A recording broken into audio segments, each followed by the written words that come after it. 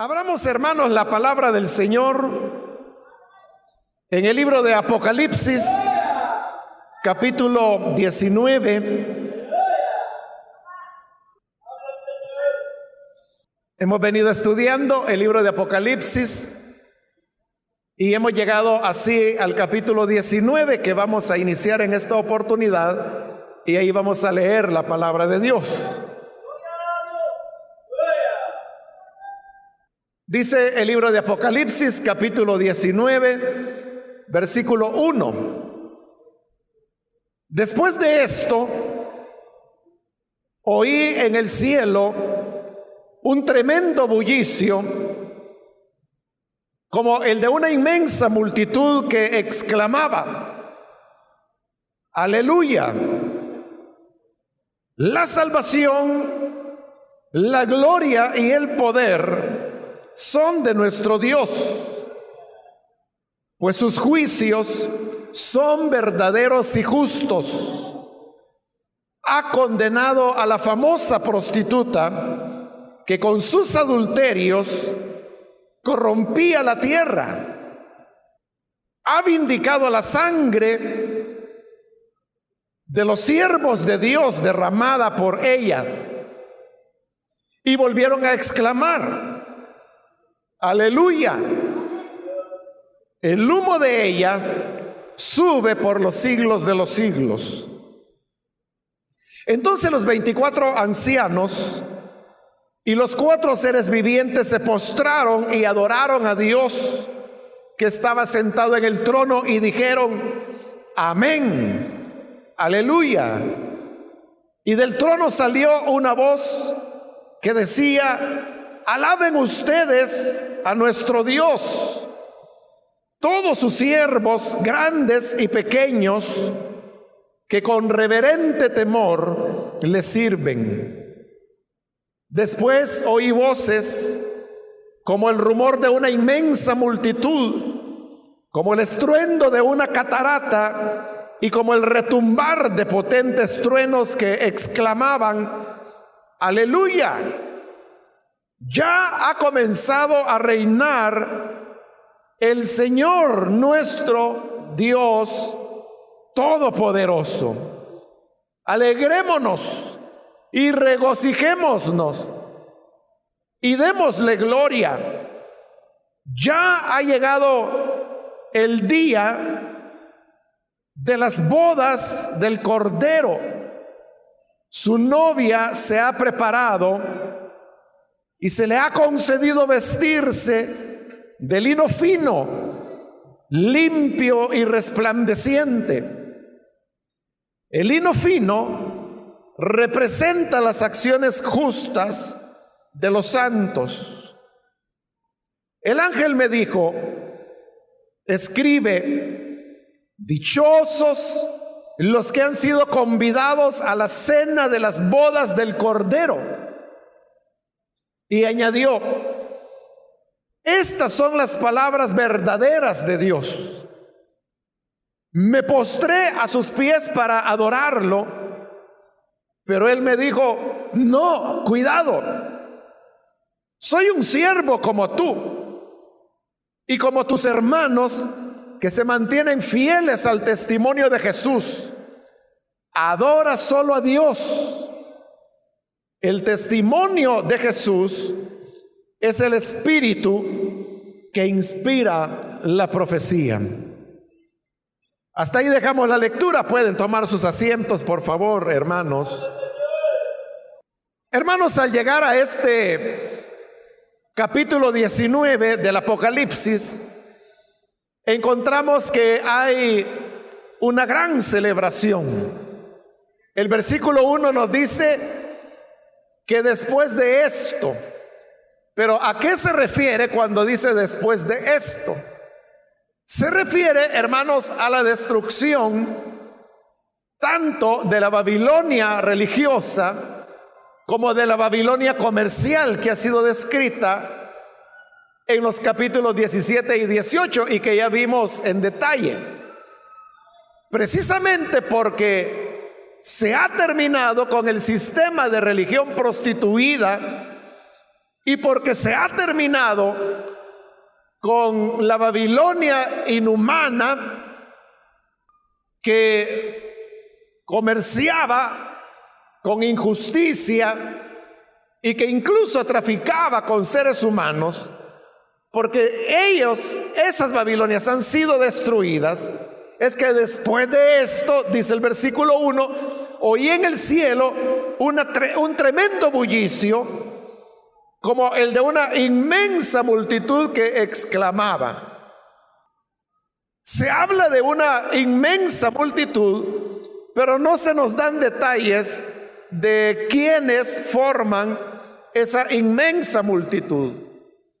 Pero lo que ellos van a hacer es que van a cantar alabanzas. ¿Por qué van a cantar alabanzas? Porque las Babilonias han sido destruidas tal como el Señor lo había profetizado. Es decir que en este capítulo 19 lo que tenemos es un himno de victoria que nos habla de la victoria de Dios sobre sus enemigos, en este caso la Babilonia. Todavía hay enemigos que quedan pendientes de ser derrotados, y que es lo que veremos en los capítulos que continúan. Mas ahora ya se está cantando y se está alabando al Señor, porque las Babilonias han sido derrotadas. Quiero decirle que el libro de Apocalipsis es un libro que está lleno de cantos. Hay 12 cantos que aparecen en el libro de Apocalipsis, casi uno cada 2 capítulos. Y este que estamos ahora leyendo en este capítulo 19 es ya el número 12, es decir, el último de los signos que el Apocalipsis posee. Significa entonces que Apocalipsis es un libro muy musical. Es un libro que tiene muchos cantos, mucha alabanza. Y repito, en esta ocasión la alabanza es porque el Señor ha derrotado la falsa religiosidad y lo que conocemos como el sistema mundano actual, construido sobre la base del egoísmo, la injusticia y la avaricia, como lo vimos sobre todo en el capítulo 18. Es decir, que se trata de una gran victoria de Dios. Y por eso es que Apocalipsis tiene tanto himno, tanto canto.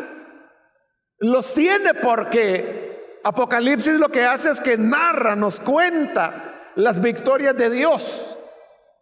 Y por eso, desde que iniciamos con la introducción al libro de Apocalipsis, recordará que yo le mencioné que no había razón por qué la gente tenga esa idea, que el libro de Apocalipsis es un libro para meter miedo, que la gente no lo quiere leer, o que la gente dice que no lo entiende. Bueno, que no lo entienden ha de ser cierto, porque si les produce miedo es que no entienden el libro de Apocalipsis. Pero Apocalipsis de ninguna manera está mostrando al pueblo de Dios ninguna amenaza ni ningún peligro. Es todo lo contrario. El libro de Apocalipsis es un libro que celebra la victoria de Dios, las victorias sobre todos sus enemigos, hasta llegar a la victoria final, que es la que aquí ya se está proclamando. Por eso es que tiene tanto canto, por eso es que tiene tanto himno.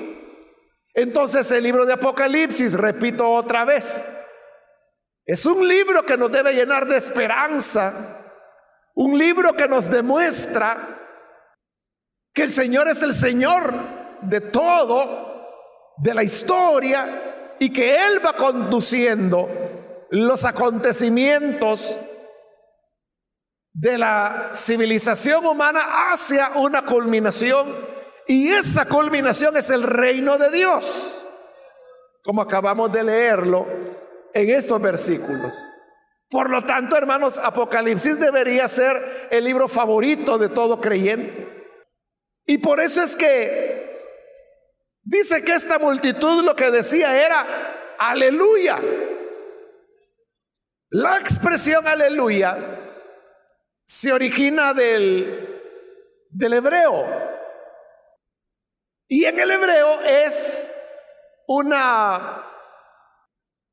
un verbo en realidad, y que está en imperativo, y que podríamos decir que aleluya lo que significa es alaben al Señor, pero note, es un imperativo. No dice alabanzas al Señor, sino que dice alaben, y ese es un imperativo. Alaben al Señor. Entonces la muchedumbre dijo alaben al Señor al decir aleluya. La salvación, la gloria y el poder son de nuestro Dios. ¿Por qué la salvación? Porque el Señor está salvando a su pueblo de la Babilonia, tanto religiosa como comercial. Entonces ahí es donde lo que le he dicho varias veces a lo largo de este estudio. Si la multitud está diciendo que la destrucción de las Babilonias es la salvación de Dios y que por eso hay que alabar al Señor, entonces, ¿por qué en lugar de alabar a la gente le da temor? Como ya le he dicho, es porque se consideran parte de la Babilonia religiosa o de la Babilonia comercial. Comparten los valores del mundo que el Señor viene a destruir. Pero para la iglesia del Señor, que por eso se llama iglesia, que significa tomada fuera de, porque la iglesia no comparte los valores mundanos, para ella será salvación. Entonces el libro de Apocalipsis para los creyentes no es un libro de destrucción, no es un libro de tragedias, no es un libro de desastres. Porque cuando se habla de Apocalipsis, esas son las ideas que nos vienen a la mente, ¿no? Cuando alguien dice, ya viene el Apocalipsis, uy, dicen los demás. Porque cuando oyen la palabra Apocalipsis, piensan en terremotos, piensan en destrucción, en cataclismos, en enfermedades, en castigo, en destrucción. Y es verdad que hay destrucción, pero destrucción de los enemigos de Dios. Y la destrucción, en este caso de Babilonia, para el pueblo de Dios, representa, como dice ahí, la salvación. Entonces, el Apocalipsis para los cristianos no es un libro de juicios, de guerra, de fin del mundo, sino que el Apocalipsis es el libro que nos habla de la salvación de Dios para su pueblo, de la victoria de Dios sobre las fuerzas del mal. Esa es la enseñanza fundamental del Apocalipsis. Y es que al final de los tiempos triunfará el bien, triunfará Dios. Que es una pregunta que la gente se hace. ¿Que hasta cuándo va a haber justicia? ¿Que hasta cuándo a los buenos les irá bien y a los malos les irá mal? ¿Hasta cuándo? Pues cuando venga el Apocalipsis. Cuando esto ocurra, el Señor salvará a su pueblo y por lo tanto Él será el Salvador. Esa palabra que dice allí, la salvación, la gloria y el poder son de nuestro Dios, tenían un contenido político en la época que Apocalipsis fue escrito, porque era al emperador a quien se le llamaba Salvador. Hay una famosa inscripción que está en griego y en donde efectivamente al emperador se le da el nombre de Salvador, pero como está la inscripción en griego, se utiliza la palabra soter. Y soter es la palabra que se usa en el Nuevo Testamento para referirse al Salvador, a Jesús. Entonces, lo que esto está diciendo, que la salvación, dice, es de nuestro Dios. Era como decir, no, Soter no es el emperador, Soter es el Señor Jesús. Y de igual manera, la gloria y el poder, porque todo eso era lo que se decía del emperador romano, que él era el Salvador, que de él era la gloria, que de él era el poder. Pero ahora está diciendo que la salvación, la gloria y el poder son de nuestro Dios. Versículo 2, segunda razón, ¿por qué alabarlo? Porque sus juicios son verdaderos y justos. ¿Por qué sus juicios son verdaderos y justos? Porque ha condenado a la famosa prostituta que con sus adulterios corrompía la tierra. Ha vindicado la sangre de los siervos de Dios derramada por ella. Está haciendo referencia a la gran prostituta que vimos en el capítulo 17, pero que dice que el Señor la condenó. Y por eso es que sus juicios son justos y verdaderos. Hermanos, es la pregunta que mucha gente se hace y dice, bueno, si Dios existe, si es todopoderoso y si Él es amor, ¿por qué no termina con todo el mal que hay en la tierra? Es que lo va a hacer. Es lo que Él está haciendo. Ya va en camino el plan que va a conducir a eso, hasta que se llegue a esta culminación en la cual se dice sus juicios son justos y verdaderos, porque ya había condenado a la famosa prostituta. Entonces, ¿por qué le tiene miedo a Apocalipsis? Y no usted es el que dice pues que cuando Dios le va a poner fin al mal, allí. Por eso digo, Apocalipsis debe ser lo que es: un libro lleno de música, un libro lleno de canto, un libro lleno de esperanza, un libro que nos dice que el mal terminará siendo derrotado, que la famosa prostituta será condenada, que la Babilonia avarienta, inhumana, también será destruida, y que por eso, aleluya, alaben al Señor porque lo ha hecho. Además, dice la parte final del versículo 2, que ha vindicado la sangre de los siervos de Dios derramada por ella. Pues eso vimos en el capítulo 17, que la religión prostituida también mata a los testigos de Jesús, los martiriza.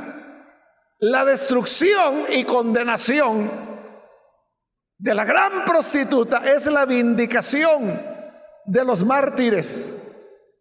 Porque uno pensaría, hermanos, que bueno, los mártires son mártires, pero están muertos. Aunque ellos sean muy recordados, aunque sean valorados, aunque posean toda una enseñanza que da a los que vivimos, la realidad es que siguen muertos. ¿Y quienes los mataron? Normalmente no dan cuenta de sus hechos. No hay una justicia sobre los asesinos de los profetas, pero aquí sí.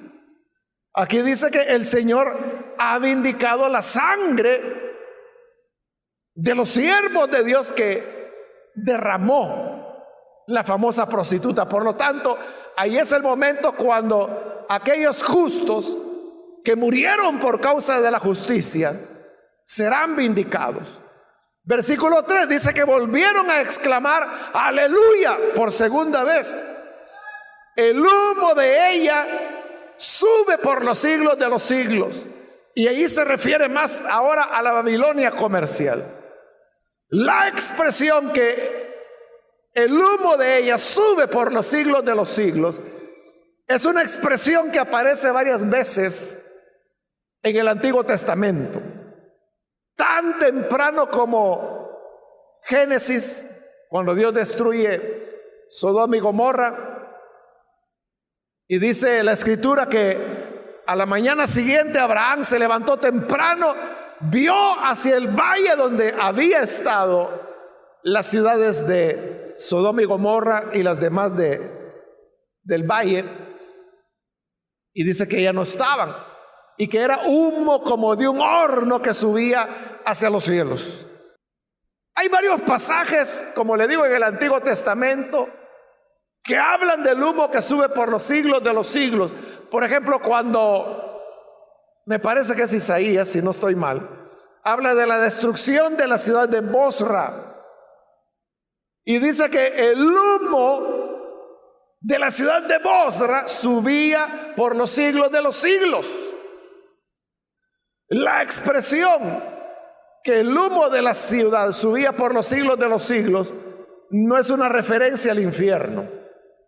Hay otras referencias al infierno, pero esta no es, sino que más es una expresión que lo que significa es destrucción total, como totalmente fue destruida Sodoma, Gomorra, Bosra y otras ciudades, bueno, incluso de Jerusalén. Se dice que el humo de su incendio subirá por los siglos de los siglos, lo cual significaba, como el Señor Jesús lo dijo, que no iba a quedar piedra sobre piedra, y así fue. Versículo 4: entonces los 24 ancianos, hoy ya no es la multitud, hoy son los 24 ancianos y los 4 seres vivientes, se postraron y adoraron a Dios que estaba sentado en el trono, y dijeron: amén, aleluya. Y la palabra amén, usted sabe que es una afirmación. Entonces, como la multitud dijo aleluya, es decir, alaben a Dios, porque Él nos ha salvado, déles la gloria, déles el poder, justos y verdaderos son sus juicios. Amén, responde los 24 ancianos y los seres vivientes, y vuelven a añadir aleluya. Esta es la única vez en Apocalipsis en que la palabra amén aparece al lado de aleluya, porque al mismo tiempo que dice así sea, está diciendo alaben al Señor, así sea a lo que ha dicho la multitud. Pero ahora los 24 ancianos y los seres vivientes también dicen aleluya, es decir, alaben al Señor. Versículo 5: del trono, es el trono de Dios, salió una voz que decían: alaben ustedes a nuestro Dios todos sus siervos, grandes y pequeños, que con reverente temor le sirven. Eso es lo que el Apocalipsis está diciendo. Alaben al Señor, alaben a nuestro Dios, todos ustedes sus siervos. Dice grandes y pequeños.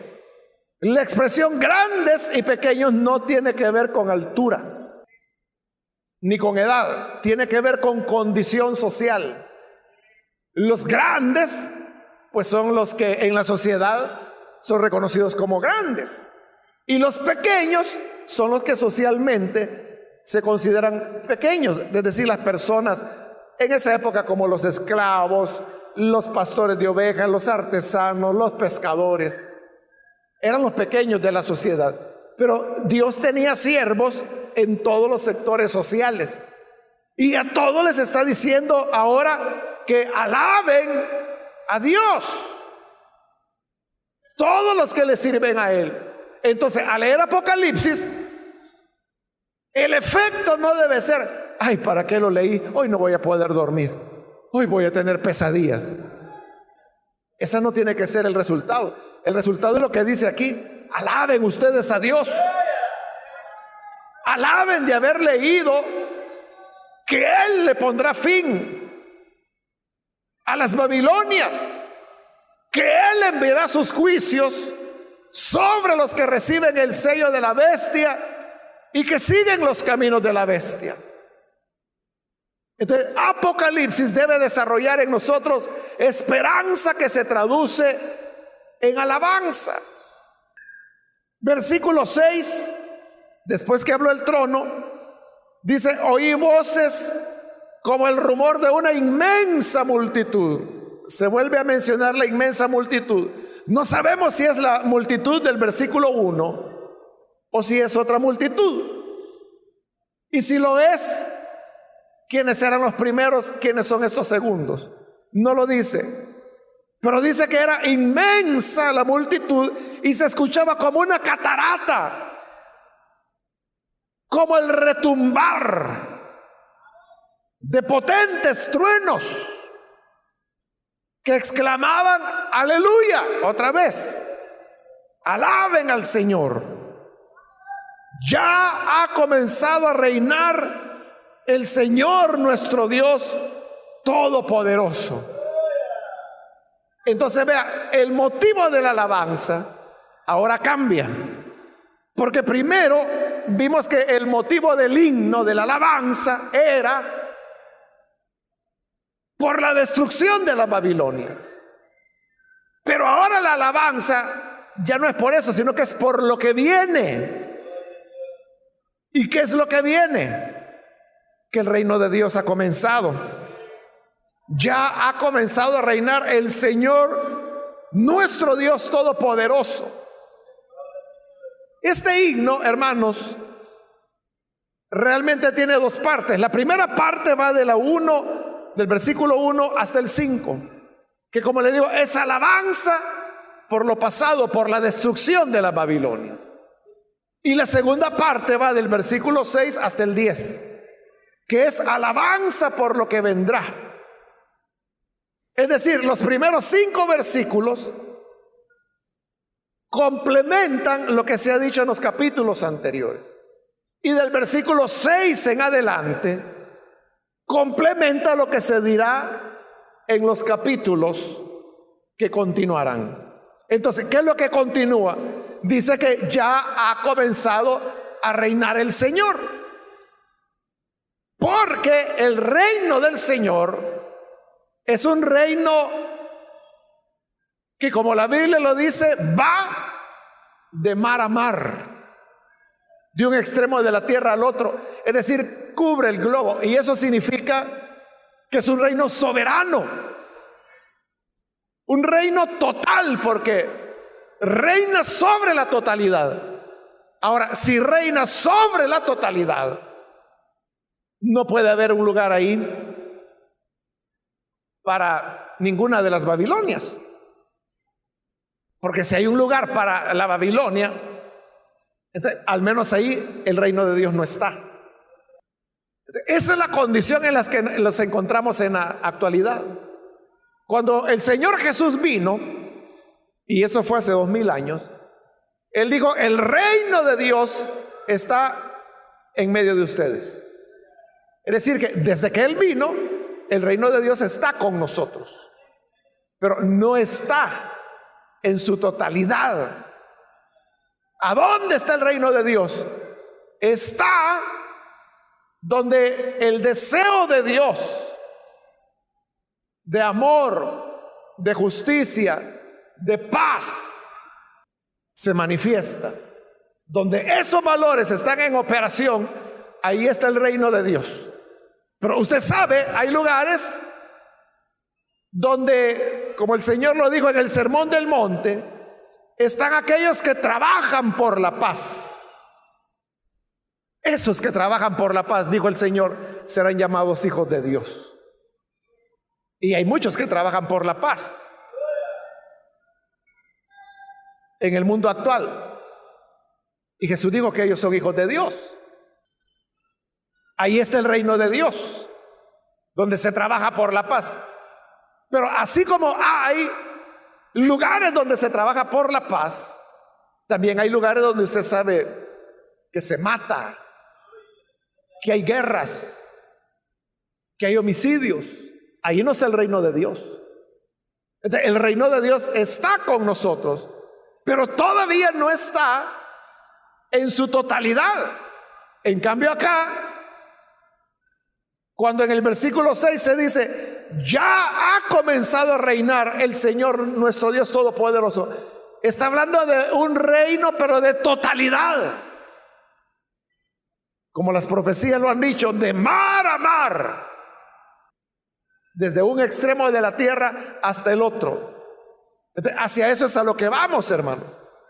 Mientras no llegamos ahí, nuestra responsabilidad es poder establecer los valores del reino de Dios en el área de nuestra influencia o de nuestra vivienda o de nuestro trabajo. Y esa debería ser la tarea de todo hijo de Dios. Todo hijo de Dios debería ser un trabajador de la paz. Todo hijo de Dios debería ser un sediento de justicia. Porque así lo dijo el Señor, porque que también eran bienaventurados los que tienen hambre y sed de justicia. Entonces, donde el Hijo de Dios está, procura la justicia. Y donde se procura y se trabaja por la paz, por la justicia, por el amor, por la solidaridad, ahí está el reino de Dios presente. A veces el reino de Dios puede estar manifestado en una persona, por su conducta, por su actitud, porque es un pacificador, porque es un luchador por la justicia. El reino de Dios está en esa persona, pero está en su trabajo, está en los que logra involucrar dentro de ese esfuerzo. Esa es nuestra tarea. En tanto que llega este reino pleno que aquí se está anunciando que ha comenzado precisamente porque ha sido ya destruida las Babilonias. Versículo 7: alegrémonos y regocijémonos y démosle gloria. Ya ha llegado el día de las bodas del Cordero. Note, por primera vez se menciona el tema de las bodas del Cordero. En el Antiguo Testamento hay varios pasajes en los cuales se presenta a Israel como la esposa de Dios. Pero en todo el Antiguo Testamento no hay ninguna referencia a que el novio sea el Mesías, es decir, Jesús. En el Antiguo Testamento todo presenta al Padre como el esposo. Pero el Nuevo Testamento así comienza. Porque Juan el Bautista fue el primero que dijo a sus discípulos que él es el amigo del novio, y así lo llamó a Jesús, el novio. Y el gozo del amigo es cuando el novio está con su novia. Fue en 2 oportunidades que Juan habló de Jesús, presentándolo como novio de su pueblo, de su iglesia.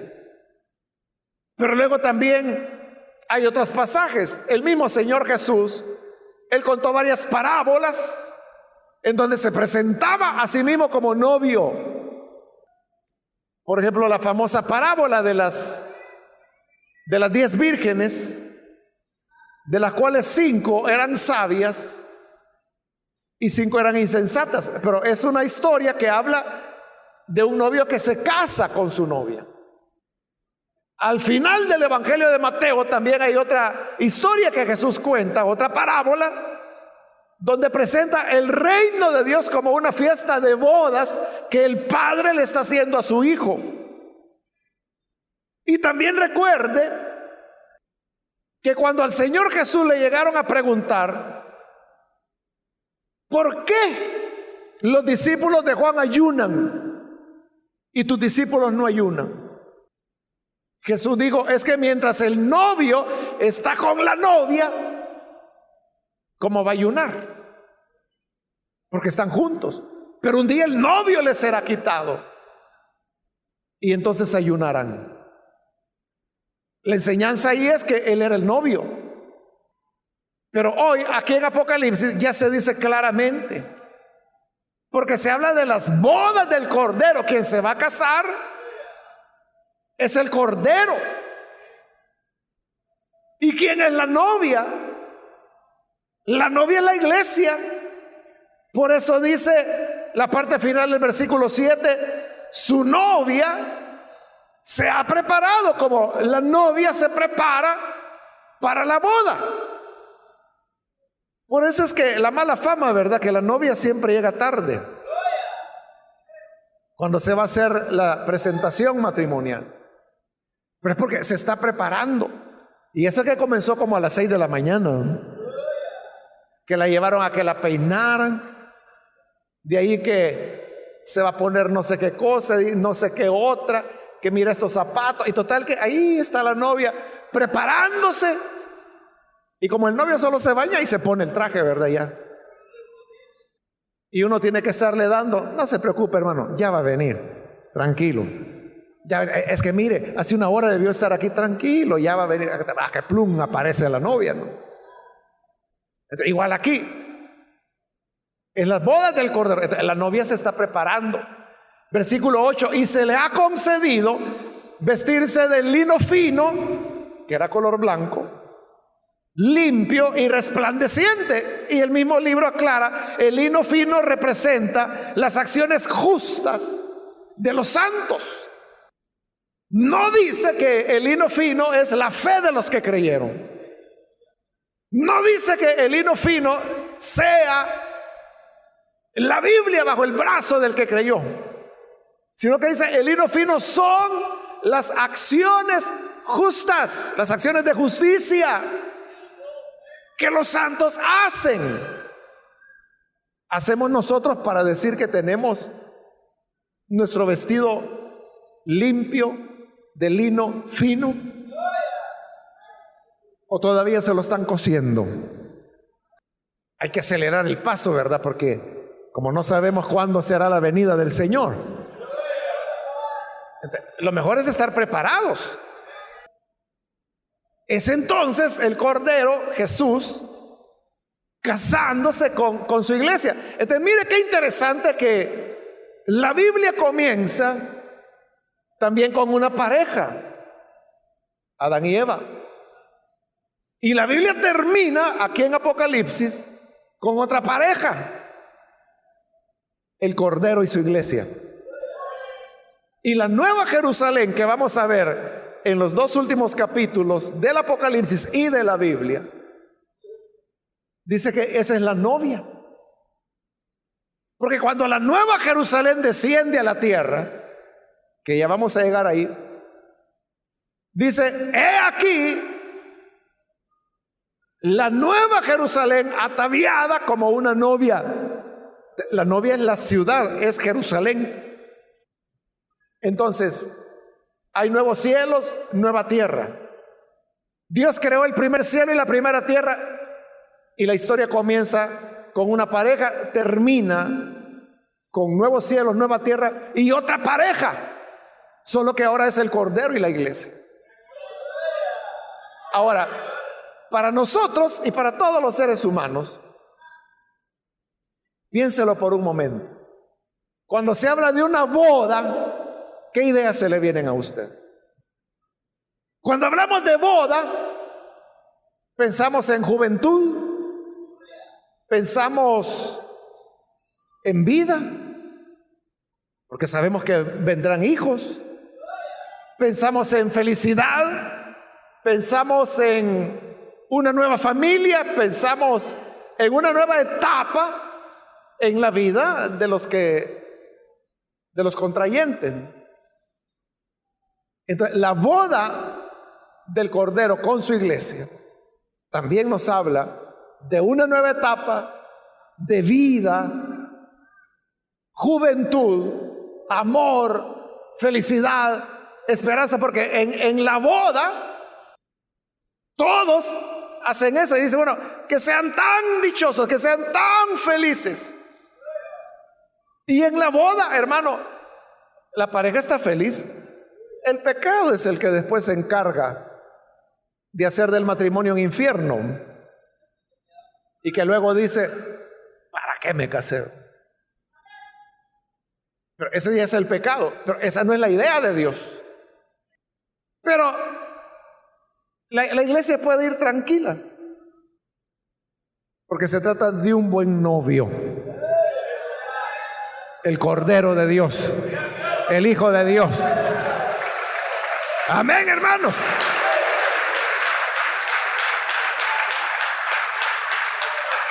En el versículo 9, el ángel, no se nos dice cuál ángel, porque últimamente ha habido varios ángeles hablando, pero un ángel le dijo a Juan, escribe. Y por eso que está aquí escrito, dichosos los que han sido convidados a la cena de las bodas del Cordero. Dichosos los que han sido invitados a las bodas del Cordero. ¿Cuántos acá están invitados para las bodas del Cordero? ¿Ya recibió la invitación, hermano? Dichoso entonces, feliz, bienaventurado. Y añadió, para que escribiera también, estas son las palabras verdaderas de Dios. En verdad, esto ocurrirá. Versículo 10, donde termina ya el himno. Bueno, terminó y más bien eso es como un epílogo, ¿no? Cuando Juan vio eso, vio el triunfo del bien sobre el mal, vio la destrucción de las Babilonias, vio el inicio del reino de Dios, vio las bodas del Cordero con su iglesia, se sintió tan emocionado que dice el 10, me postré a los pies del ángel para adorarlo. Pero él me dijo, no, cuidado, yo soy un siervo como tú y como tus hermanos que se mantienen fieles al testimonio de Jesús. Adora solo a Dios, que es el merecedor de toda alabanza.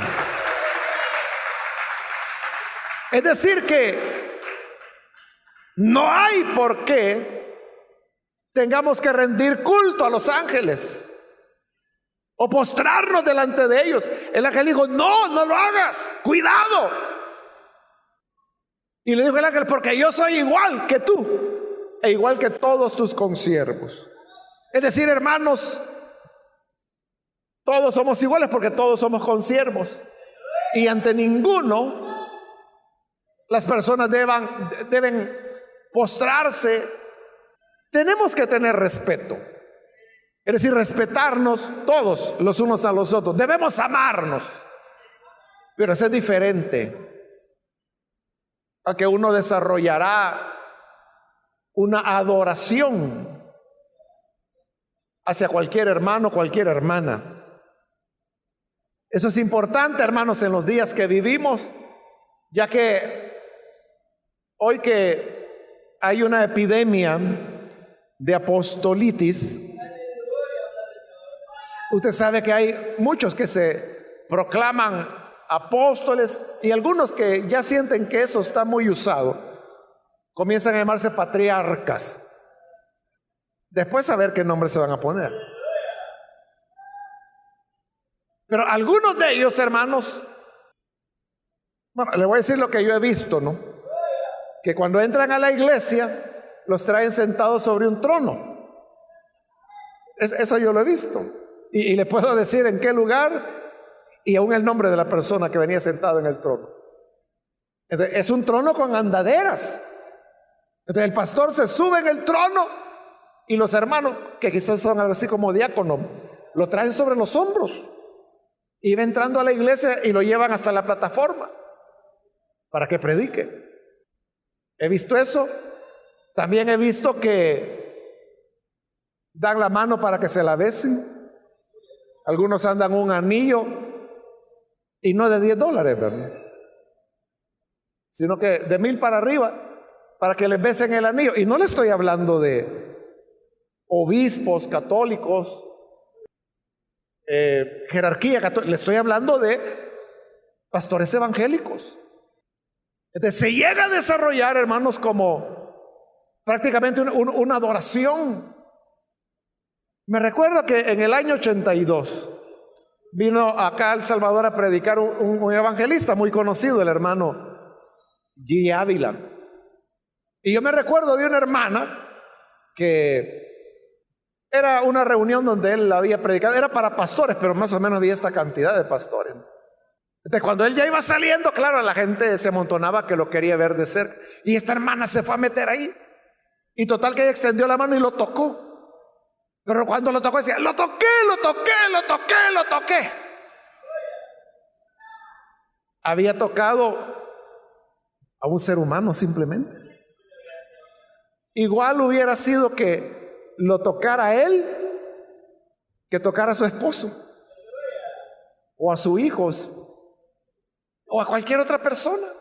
Pero la gente se hace esa mentalidad.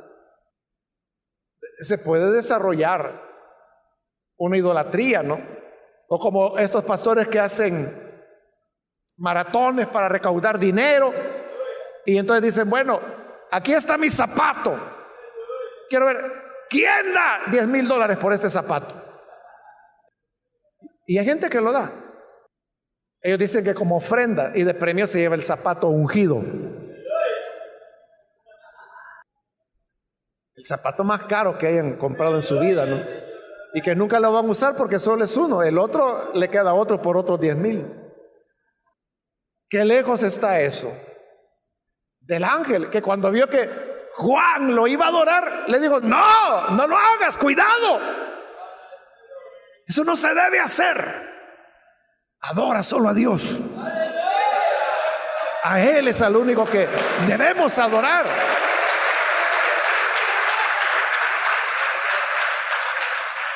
Como le digo, debemos respetarnos entre nosotros, debemos amarnos, pero eso no se debe convertir en una idolatría. Y termina con la frase final que dice, el testimonio de Jesús es el espíritu que inspira la profecía. Es decir, que toda profecía que haya, lo que hará es de alguna manera, de una u otra manera, presentar el testimonio de Jesús. El testimonio de compasión, el testimonio de servicio, el testimonio de perdón que Jesús mostró. De la profecía gira en torno a ello, porque el testimonio de Jesús es el espíritu que inspira la profecía. De todo profeta se inspira en Jesús. Cualquier profecía que no esté reflejando la naturaleza de Jesús, su testimonio, no es del Espíritu. De manera, hermanos, que regocijémonos porque han llegado a las bodas del Cordero.